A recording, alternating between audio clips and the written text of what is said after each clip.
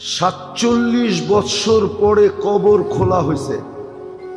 হ্যাঁ, 47 বৎসর পরে কবর খোলা হয়েছে। কত বৎসর পরে?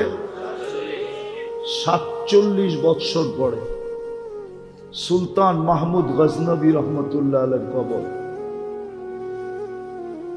খুলা দেখছে, যেমন রাখছিল অমনি রাখা আছে, কাপড়ে মাটির একটু দাগও লাগে নাই। হাত দুইটা বুকের উপরে বাঁধা আছে। উঠায়া দেখছে নরম তুলতুলে, মনে হয় এইমাত্র ঘুমাইছে।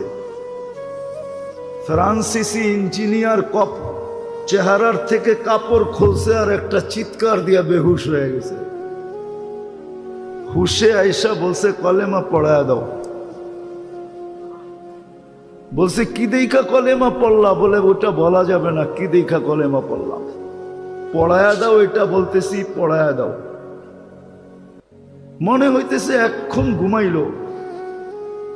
47 বৎসর পরে যিনি আমাদেরও রাজা ছিলেন, ভারতবর্ষ যিনি স্বাধীন করছেন, সুলতান মাহমুদ গজনবী, সেই রাশিয়ার মাথা থেকে নিয়ে ভারতবর্ষের শেষ মাথা পর্যন্ত, যার পায়ের নিচে ছিল, পায়ের নিচে এত বড় রাজা, কেমন ফুটা ফুটছে।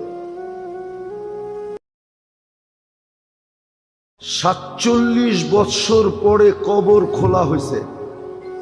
হ্যাঁ, 47 বৎসর পরে কবর খোলা হয়েছে।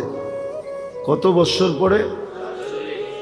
47 বৎসর পরে সুলতান মাহমুদ গজনবী রহমতুল্লাহ আলাইহির কবর খুলা দেখছে, যেমন রাখছিল অমনি রাখা আছে, কাপড়ে মাটির একটু দাগও লাগে নাই। হাত দুইটা বুকের উপরে বাঁধা আছে।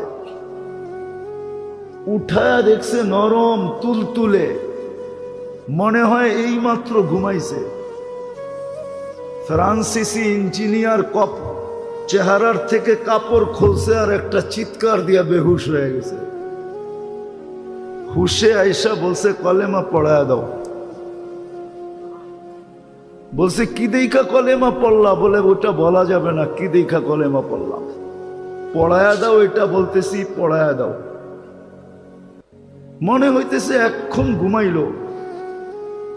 47 বৎসর পরে যিনি আমাদেরও রাজা ছিলেন, ভারতবর্ষ যিনি স্বাধীন করছেন,